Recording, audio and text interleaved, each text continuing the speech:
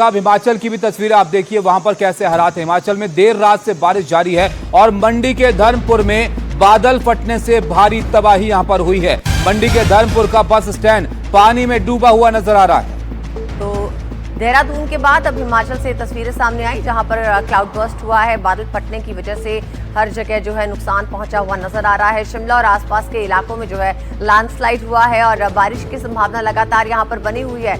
यहां पर शिमला और आसपास के इलाके हैं जहां पर लैंडस्लाइड की खबर सामने आई और देर रात भारी बारिश जो है यहां पर होती रही और उसी के चलते अब बादल फटा और साथ ही साथ काफी लोगों को यहां पर नुकसान की खबर सामने आ रही है। मंडी की तस्वीरें हैं जहां पर आफत की बारिश देखी गई। अब लोग यहां पर मौजूद हैं और नुकसान का जायजा लेते हुए, समझते हुए कि कितनी मात्रा में कितना भारी नुकसान हुआ है। लेकिन फिलहाल अभी मंडी से बादल फटने की एक खबर जहां पर काफी नुकसान।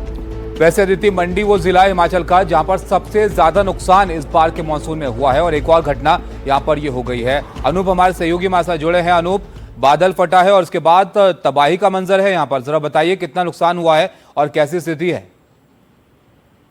देखिए, ये देर रात की घटना है और एक बार फिर, क्योंकि अभी मतलब हिमाचल प्रदेश की मैं बात करूं तो यहाँ से बरसात अभी गई नहीं है।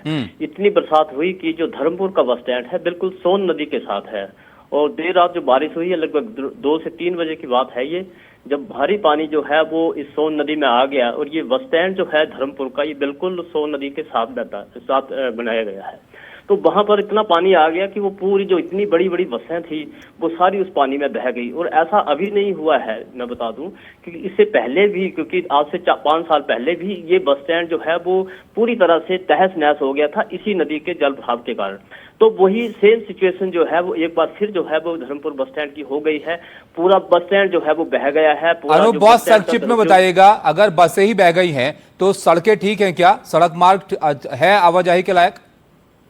देखिए, वहाँ कुछ नहीं बचा है। जो बस स्टैंड है उसके आसपास कुछ नहीं बचा है, सारी चीजें तबाह हो गई हैं। इतनी बड़ी बड़ी बसें जो है वो बह गई है। तो आप एक अंदाजा लगा सकते हैं कि किस तरह का जो पानी है वो उसमें आया होगा, क्योंकि अभी तक ये जानकारी नहीं, कोई जनहानि की जानकारी अभी तक नहीं मिली है। लेकिन इतना भारी नुकसान इस बस स्टैंड को हुआ कि पूरी तरह बिल्कुल अनूप, और इस नुकसान का अंदाजा आपने बिल्कुल ठीक कहा। तस्वीरों से लोग लगा सकते हैं कि इतनी भारी भरकम बसें अगर बह जा रही हैं तो आप सोचिए कितना तेज बहाव यहाँ पर पानी का रहा होगा।